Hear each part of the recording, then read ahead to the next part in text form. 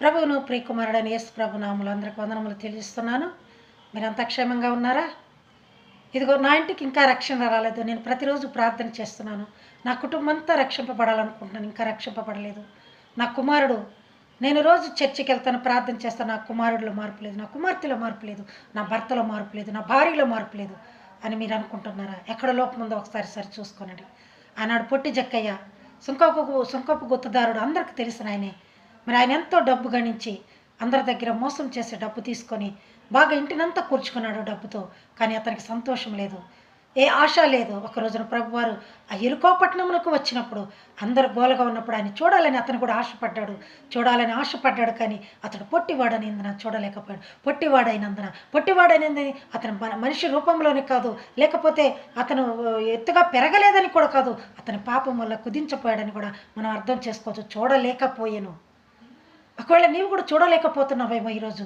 ఏమి చూడాలని నీ కంటి చూపుకి ప్రభువారు ఎందుకు కనపడలేకపోతున్నాడు ఒకసారి చరి చూసుకో. వెళ్ళాడు, మేడి చెట్టు ఎక్కాడు. పొట్టివాడైనందున మేడి చెట్టు ఎక్కి ప్రభువారి కోసం వెతుకుతున్నప్పుడు ప్రభువారే వచ్చి ఆ మేడి చెట్టు కింద నిలబడి, చక్కయ్య త్వరగా దిగుము, నేడు నేను నీ ఇంట ఉండవలసి ఉంది. చూసారా ప్రియుల, మనం చూడాలని కొద్దిగా చూద్దామని ఆశపడ్డాడే కానీ ప్రభువారు వస్తారు అప్పటికప్పుడు నా పాపాలు ఒప్పుకుంటాను, నా డబ్బునంతా బయటకు పంపించేస్తానని అనుకోలేదు పొట్టి జక్కయ్య. ఆ ఇంటికి రక్షణ వచ్చే సమయానికి ఎరుకోపట్నంకి ఆయన వచ్చిన్నారు. చిన్నగా ఆశపడ్డాడు చూడాలని, అంతే.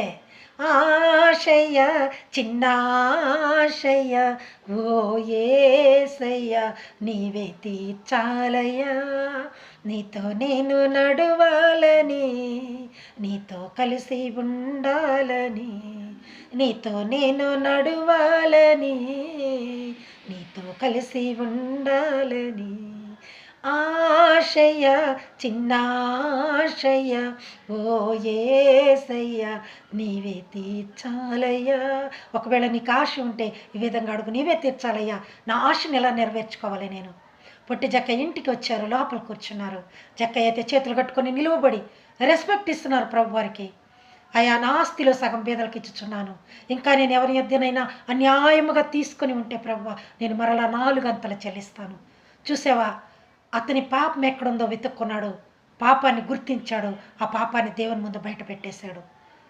ఒప్పుకున్నాడు, పాపాన్ని ఒప్పుకున్నాడు, ప్రాయశ్చిత్తం పొందినాడు. ఆనాడు సిలువలో దొంగ అడిగినట్లుగా, అయ్యా నీవు పరదేశంలోకి వెళ్ళినప్పుడు ఒక్కసారి నన్ను జ్ఞాపకం చేసుకోయ్యా అని అడిగినప్పుడు, నేడు నీవు నాతో కూడా పరదేశంలో ఉందో అని చెప్పిన ప్రభు నీ ప్రార్థన వినడా? తప్పకుండా వింటాడు. ఒకసారి ప్రార్థించి చూడు.